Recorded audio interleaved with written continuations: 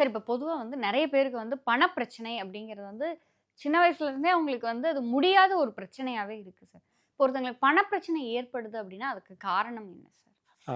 பண பிரச்சனைன்னு நம்ம வந்து சொல்றப்போ நெறைய விஷயங்கள் இருக்கும். பட் நம்மனால ஃபிக்ஸ் பண்ண முடிஞ்ச சில விஷயங்கள நான் வந்து சொல்றேன். நீங்க நோட் பண்ணுங்க.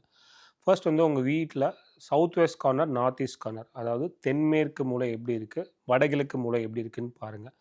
வடகிழக்கு மூலை வந்து சரியா இல்ல. சரியா இல்லன்னா வந்து எப்பவுமே வந்து சவுத் வெஸ்ட் கார்னர் அதாவது தென்மேற்கு மூலை வந்து உயரமா இருக்கணும். வடகிழக்கு மூலை வந்து பள்ளமா இருக்கணும். இல்லன்னா தாழ்வா இருக்கணும். இதுதான் ஃபர்ஸ்ட் ரூல். ஸோ வடக்கு வந்து ஒரு வீட்ல எவ்வளோக்கு எவ்வளோ ஓப்பனா இருக்கோ, நார்த் சைடு வந்து எவ்வளோக்கு எவ்வளோ ஓப்பனா இருக்கோ, அவ்வளோ தூரம் பணம் வர ஆரம்பிக்கும். உங்க வீட்ல பணம் வந்து வரல அப்படின்னா, உங்களோட நார்த் வால் வந்து பக்கத்து வீட்டோட காமன் வாலா இருக்கா? அப்படின்னு செக் பண்ணி பாருங்க. ஸோ அப்போ பணம் வரவே வராதான்னா வரும்.